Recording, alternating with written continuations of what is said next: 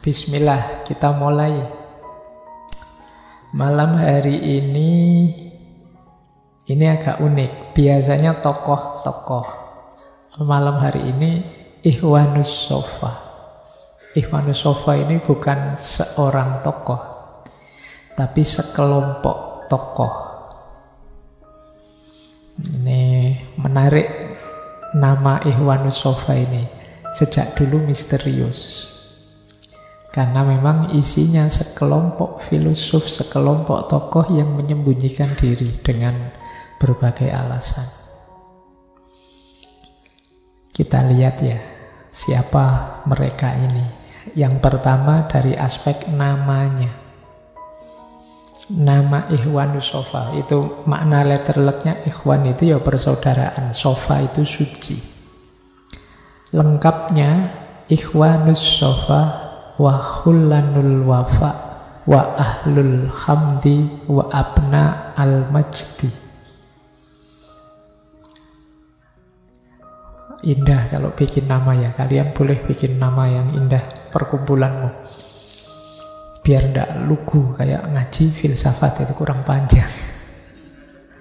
Jadi kalau ini kan namanya indah sekali. Ikhwanus Sofa wa khullanul wafa wa ahlul hamdi wa abnaul majdi. Jadi kami adalah persaudaraan murni atau persaudaraan sufi. Ikhwanus Sofa itu artinya persaudaraan suci. Wa khullan al wafa, pertemanan atau persahabatan yang saling setia. Wa ahlul hamdi, dan orang-orang terpuji. Wa abnaul majdi, dan putra-putra kemuliaan. Namanya agak panjang. Istilah Ikhwanus Sofa itu diambil dari cerita Kalilah wa Dimnah. Semoga kalian pernah dengar cerita Kalilah wa Dimnah ini. Semoga juga pernah baca bukunya. Ini satu cerita, sebenarnya edisi bahasa Arabnya itu terjemahan. Cerita aslinya dari India. Kalau tidak salah judulnya Pancatantra, yang kemudian diterjemahkan ke dalam banyak bahasa. Sebelum diterjemahkan ke bahasa Arab, diterjemahkan ke bahasa Persia. Dari Persia diterjemahkan ke bahasa Suryani. Setelah itu diterjemahkan ke bahasa Arab oleh Abdullah Ibnul Muqaffa. Kemudian diterjemahkan dalam bahasa Indonesia juga. Balai Pustaka. Buku lama, mungkin kalau tidak 43, 45. Sudah cetak ulang bolak-balik. Puluhan kali cetak ulang. Sayangnya kalian belum baca. Ya, apalagi sekarang. Sekarang peradabannya bukan peradaban buku lagi. Sudah berbeda. Tapi semoga kalian bisa mengejar cerita-cerita. Isinya fabel-fabel. Penuh hikmah. Nah, yang diambil oleh kelompok Ikhwanus Sofa ini cerita, kalau tidak salah cerita kedua. Cerita tentang burung merpati dan tikus. Jadi ceritanya satu ketika burung merpati ini dan teman-temannya kena jaringnya pemburu. Maka mereka mencari-cari gimana caranya biar bisa lepas.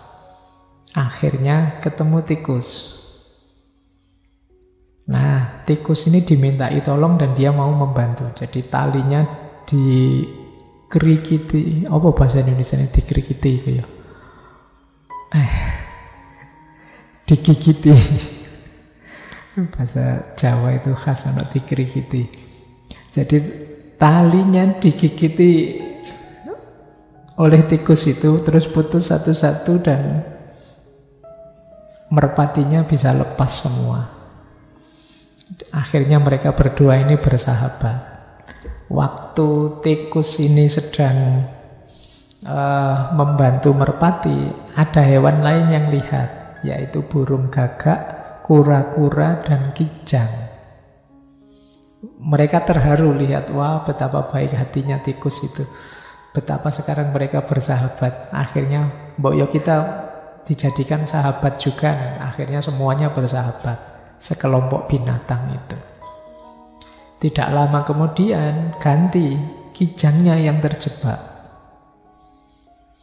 Nah, kijang terjebak ini yang lain segera membantu. Begitu selesai lepas, semuanya lari, yang tertinggal kura-kura.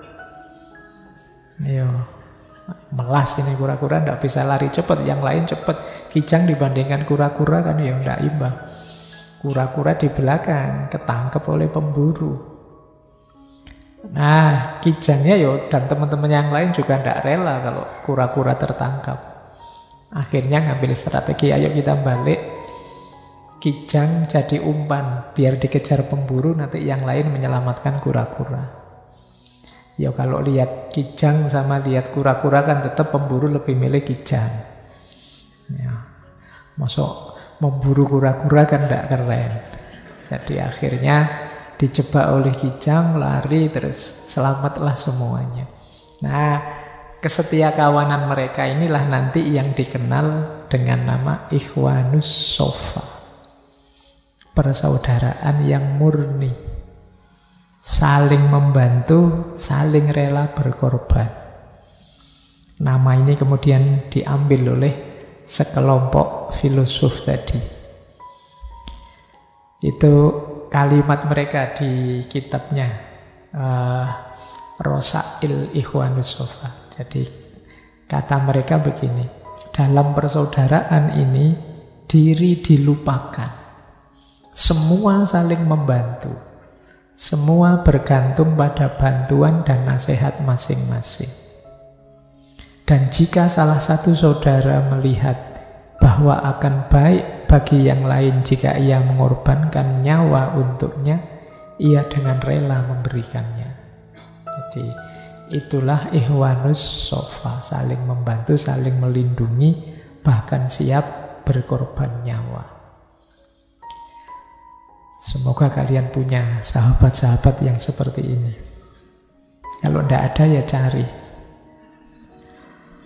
Atau cara berpikirnya dibalik.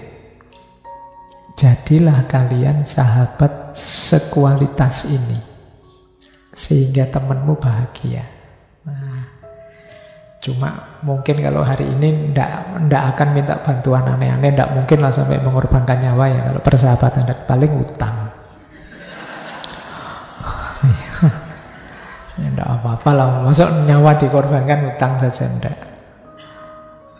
Baik, nah ini dari sisi namanya. Dari sisi keberadaannya memang Ikhwanus Sofa ini kelompok yang misterius. Jadi sampai hari ini masih belum definitif jumlahnya mereka itu berapa. Siapa saja mereka itu. Bahkan orang-orang kelompok Ikhwanus Sofa ini menganggap diri mereka seperti Ashabul Kahfi. Jadi bersembunyi di dalam gua. Mereka para intelek, para ulama, orang pintar yang bersembunyi di dalam gua. Karena menghadapi situasi saat itu yang tidak kondusif. Mereka ini hidup di era Abbasiyah. Pusatnya ada yang bilang di Basroh, ada yang bilang di Baghdad. Tapi ada tesis bahwa mereka ini sebenarnya di mana-mana ada, termasuk sampai Suriah. Nah, ada dua pendapat kenapa mereka ini menyembunyikan diri. Yang pertama karena mereka tidak mau riak, jadi tidak mau pamer. Mereka hanya ingin berkontribusi saja, termasuk ingin agar lebih ikhlas menyumbangkan pikirannya. Itu pandangan pertama. Pandangan kedua, memang situasi saat itu agak kurang kondusif. Jadi Abbasiyah pasca kasus Mihnah itu kan mulai agak keras terhadap pikiran-pikiran tertentu. Nah, diasumsikan gagasan-gagasannya kelompok Ikhwanus Shafa ini banyak yang tidak populer, khawatir kontroversial, dan itu nanti membahayakan mereka sendiri. Bahkan nanti di salah satu khalifah Abbasiyah ada yang memfatwa mereka sesat, terus bukunya dibakar semua. Meskipun ya bukunya sudah terlanjur tersebar kemana-mana, yang Rosail Ikhwanus Shafa itu. Jadi memang secara politik situasinya kurang menggembirakan untuk gagasan-gagasan mereka. Mereka ini sering disebut kelompok batini, karena cara berpikirnya agak esoteris, sangat kental sekali bau sufistiknya. Nah, ada beberapa perspektif tentang siapa mereka. Ini saya cerita dulu tentang kelompok ini ya, karena sampai hari ini ya memang masih misterius. Ada yang bilang mereka ini Ismailiyah, Syiah. Dari sebenarnya sebagian besar gagasannya gagasan esoterisme khas Syiah. Ada yang membantah itu, enggak. Ini dari beberapa indikasi sebenarnya ini Sunni, tapi Sufi. Nah, kalau yang bilang tadi Syiah misalnya, di situ saya tulis Ian Richard Nepton dan kawan-kawan. Kalau yang bilang Sunni, Sufi itu ya Goldziher dan kawan-kawan, para orientalis. Kenapa kok bukan Syiah? Kata Goldziher dan kawan-kawan, di dalamnya ada beberapa hadis yang diriwayatkan oleh Aisyah. Dan banyak referensi tentang Khulafaur Rasyidin lengkap 4. Dan ini kata Goldziher, ya mungkin lebih dekat ke Sunni, karena kalau di Syiah tokoh-tokoh ini kan agak tidak disukai. Kemudian ada juga beberapa bagian yang mencela kelompok Rafidah, Syiah. Juga ada bagian yang menyetujui ijma. Ijma itu kesepakatan para ulama sebagai dasar hukum. Yang ini agak berbeda, karena kalau Syiah kan imam. Nah, itu argumennya Goldziher. Kalau yang bilang Ismaili, ya memang sebagian besar isinya itu cenderung seperti ajaran esoterisme Ismailiyah. Ada yang bilang Mu'tazilah, karena banyak mewarisi Neoplatonisme, gagasan-gagasan khas keberagamaan rasional yang basisnya akal.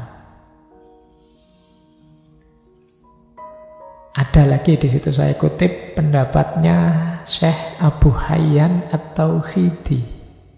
Syekh Abu Hayyan At-Tauhidi ini hidup sejaman dengan mereka. Nah, kalau Syekh Abu Hayyan menyebut, saya kenal beberapa di antara orang-orang Ikhwanus Shafa ini, dan disebutlah nama-nama itu. Misalnya Syekh Abu Sulaiman Al-Busti yang dikenal dengan Al-Muqaddasi, Syekh Ali bin Harun Az-Zanjani, Syekh Muhammad Al-Nahrajuri atau Al-Mihrajani, Al-Afwi, dan Zaid bin Rifai.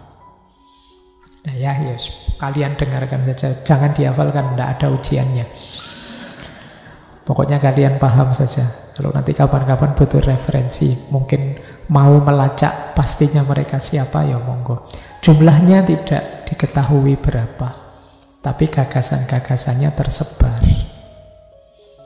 Nah, itu uniknya kelompok Ikhwanus Shafa ini.